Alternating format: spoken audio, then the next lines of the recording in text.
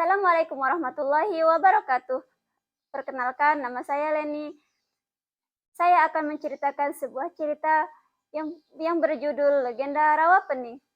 Pada zaman dahulu, terdapat sebuah desa yang asri yang bernama Desa Ngasem. Desa tersebut dipimpin oleh kepala desa yang arif dan bijaksana, yang bernama Ki Selagondang. Ia memiliki seorang putri yang berparas cantik, yang bernama Endang Sawitri. Pada suatu ketika, Desa Ngasem akan menyelenggarakan acara merti desa dan sedekah bumi sebagai wujud rasa syukur atas limpahan dan keadaan yang aman sentosa. Untuk keperluan tersebut, kepala desa mengutus sang putri untuk meminjam pusaka sakti milik sahabatnya, seorang resi bernama Ki Hajar Salokantara. Singkat cerita, Endang Sawitri menjalankan titah sang ayah. Setelah menempuh perjalanan yang jauh, tibalah Endang Sawitri di padepokan dan bertemu sang resi. Ki Hajar Salokantara ia meminjamkan pusaka sakti tersebut, sembari memberi petuah untuk tidak meletakkan pusaka sakti tersebut pada pangkuan Endang Sawitri. Endang Sawitri pun berjanji untuk menjaga amanah tersebut.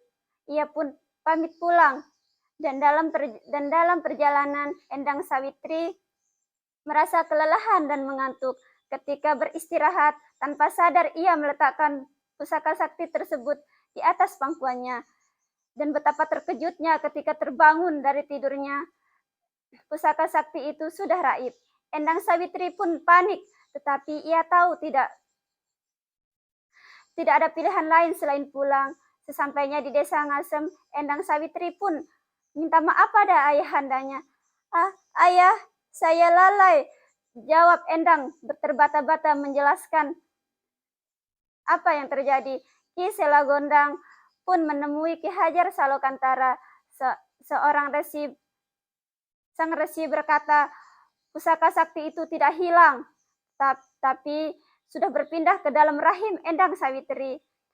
Ki Selagondang pun memohon supaya Ki Hajar Salokantara mau menikahi putrinya.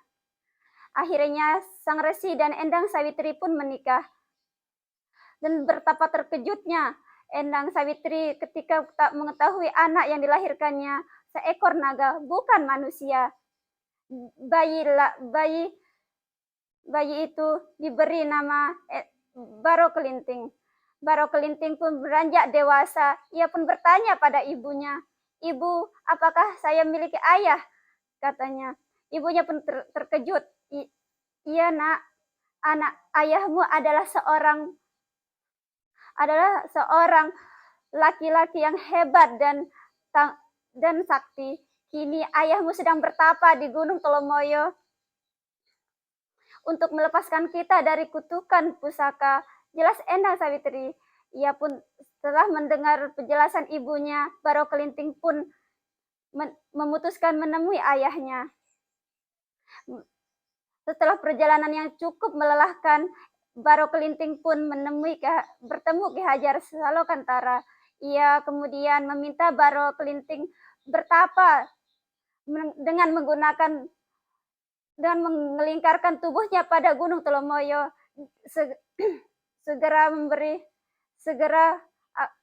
kutukan hilang dan dia bisa berubah menjadi manusia. Tapi malangnya ketika sedang bertapa, tubuh Baro Kelinting dipotong dan dimasak oleh warga yang akan mengadakan pesta di desa. Tiba-tiba datanglah seorang anak laki-laki yang tampak kumal dan luka-luka di tubuhnya. Ia pun, anak tersebut jelmaan Baro Kelinting. Ia pun meminta makanan pada warga, namun tak seorang pun yang memberi makan ataupun minuman. Mereka pun mengusir dengan kasar. Berjalan, Baro Kelinting pun bertemu dengan seorang janda tua yang bernama Nyai Lantung yang memberinya makan dan minum. Nyai Lantung berkata, "Nak, makanlah, tapi maaf, hanya nasi putih yang bisa saya beri kamu." karena hanya itu yang saya miliki. Baro Kelinting pun sangat berterima kasih, dan sebelum pergi ia pun berpesan kepada Nyai Lantung untuk menaiki lesung jika ia mendengar kentongan. Baro Kelinting pun kembali di tengah area pesta dan berusaha minta makan, namun lagi-lagi ia diusir dengan kasar. Baro Kelinting pun marah. Wahai warga desa yang angkuh, jika kamu dapat mencabut lidi tersebut, maka kamu adalah orang hebat. Dengan angkuh mereka mencobanya, tapi tak satu pun yang mampu mencabut lidi tersebut. Lalu dengan menggunakan satu tangan, Baro Kelinting perlahan bisa mencabut lidi tersebut.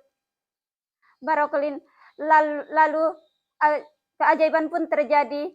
Lubang bekas tancapan itu menyemburkan air yang besar dan berubah menjadi air bah yang besar. Sontak warga desa pun panik dan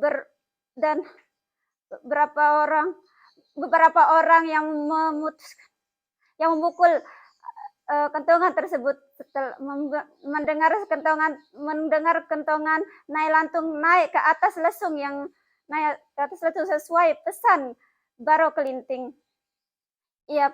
Air menenggelamkan desa dan diberi nama rawa pening.